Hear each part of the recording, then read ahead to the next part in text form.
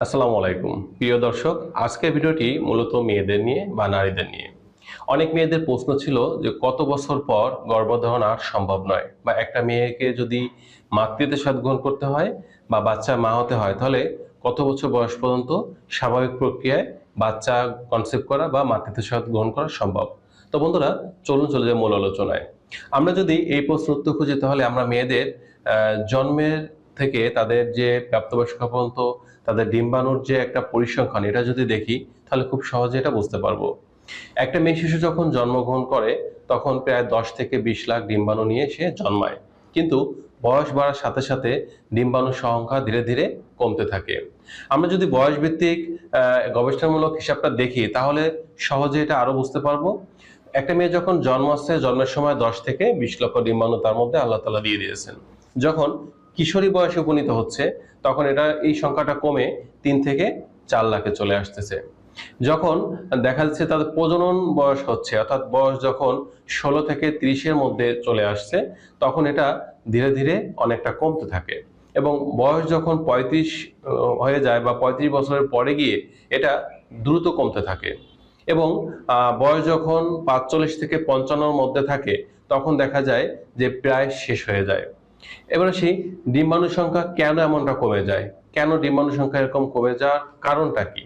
আমরা যদি এর কারণ খুঁজি, তাহলে দুইটি প্রধান কারণ থাকে। প্রথম নম্বর কারণটা হচ্ছে, বেশিরভাগ ডিম্বাণু কখনোই পরিপক্ক হয় না, নিজে থেকেই নষ্ট হয়ে যায়। এটা হচ্ছে একটা অন্যতম কারণ। দ্বিতীয় নম্বর কারণটা হচ্ছে, একটা মেয়ের যখন মাসিক হয়, প্রতি মাসে বা পিরিয়ড হয়, পিরিয়ডের সময় একটি মাত্র ডিম্বাণু পরিপক্ক হয়ে ডিম্বের পরিস্ফুটন ঘটে, যেটার মাধ্যমে সে তার স্বামীর সাথে মিলিত হলে বা সহবাস করার মাধ্যমে বাচ্চা কনসেপ্ট করতে পারে। কিন্তু এই যে একটি ডিম্বাণুর পরিস্ফুটন ঘটতেছে, এর পাশাপাশি অনেকগুলো ডিম্বাণু নষ্ট হয়ে যাচ্ছে, ন্যাচারালি নষ্ট হয়ে যাচ্ছে। যার ফলে একটা পর্যায়ে দেখা যাচ্ছে যে বয়স বাড়ার সাথে সাথে মেয়েদের ডিম্বাণুর সংখ্যা কমতে শুরু করতেছে। গুরুত্বপূর্ণ বিষয় হচ্ছে এখানে এটাই, যে মেয়েদের শরীরে নতুন করে ডিম্বাণু তৈরি হয় না। ফলে বয়স 30 থেকে 35 বছরের পর ফার্টিলিটি দ্রুত কমতে শুরু করে, যার ফলে দেখা যাচ্ছে যে গর্ভধারণের সম্ভাবনাও দ্রুত কমতে থাকে। বিষয়টা হচ্ছে, আমরা যদি প্রকৃতির বাইরে যেতে চাই, তাহলে কিন্তু এটা কখনোই হবে না। অনেক নারী আছেন যারা দেখা যায় নিজেদের ক্যারিয়ার নিয়ে খুব চিন্তা করেন, অর্থাৎ তাকে আগে পড়ালেখা কমপ্লিট করতে হবে, তাকে ভালো কিছু করে প্রতিষ্ঠিত হতে হবে। আমরা অবশ্যই এই সকল নারীদেরকে সম্মান করি, যে তারা বর্তমানে পুরুষের পাশাপাশি নিজেদেরকে সমানভাবে সমাজে বা রাষ্ট্রীয় কাজে সব জায়গায় অংশগ্রহণমূলক কাজে তারা নিজেদের নিয়োজিত রাখছেন। তবে যদি কোনো মেয়ের নিজে মাতৃত্বের স্বাদ গ্রহণ করতে হয়, তবে একটা বিষয় ভুলে গেলে চলবে না, তাকে বয়স 30-এর মধ্যে বিয়ে করার প্ল্যান করতে হবে, এবং বয়স অবশ্যই 35-এর মধ্যে বাচ্চা কনসেপ্ট করার চিন্তা ভাবনা এটা রাখতে হবে বা প্ল্যান করতে হবে। আপনি যদি বয়স 35 বছরের পরে গিয়ে বিয়ে করেন, বা দেখা যাচ্ছে যে বাচ্চা নেওয়ার চিন্তা করেন বা চেষ্টা করেন, তখন আপনার বাচ্চা কনসেপ্ট নাও করতে পারে। কারণ তখন আপনার প্রতি মাসে যে ওভুলেশনটা হচ্ছে, আপনার ডিম্বের যে পরিস্ফুটন হওয়ার কথা, সেই ডিম্বটা দেখা যাচ্ছে পরিপক্ক হচ্ছে না। অপরিপক্ক অবস্থায় কিন্তু আপনার এটা নষ্ট হয়ে যাচ্ছে। যার ফলে দেখা যাচ্ছে আপনি তখন চাইলেও বাচ্চার মা হতে পারছেন না, বা মাতৃত্বের স্বাদ গ্রহণ করতে পারছেন না।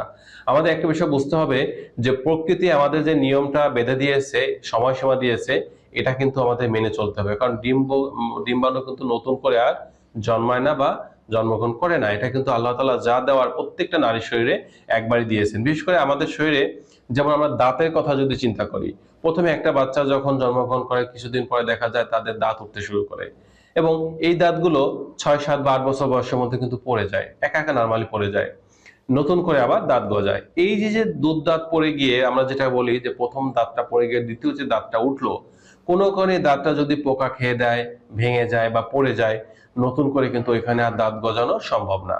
ঠিক একইভাবে মেয়েদের যে আল্লাহ তাআলা একটা সিস্টেম তৈরি করে দিয়েছেন, যে বয়স যত বাড়তে থাকবে তত তাদের সন্তান ধারণের ক্ষমতা, বাচ্চা কনসিভ করার সক্ষমতা কমতে থাকবে।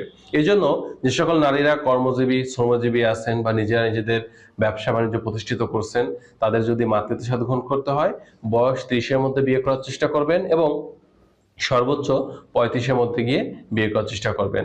তবে অনেকে দেখা যায় যে এরপরে হয়তো কোনো কারণে তাদের বিয়ে করতে হচ্ছে। যদি এরপরে বাচ্চা কনসিভ না করে তাহলে অবশ্যই আপনি 6 মাস বা 1 বছর ট্রাই করতে পারেন, অপেক্ষা করতে পারেন নরমালি। যদি এরপরে দেখেন যে না কনসিভ করতেছে না, বসে না থেকে অবশ্যই একজন গাইনোকোলজিস্ট বা একজন রেজিস্টার্ড চিকিৎসকের শরণাপন্ন হতে হবে। সুচিকিৎসা গ্রহণ করার মাধ্যমে কিছুটা সমাধান আসতে পারে।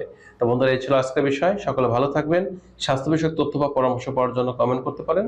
আজ এ পর্যন্ত।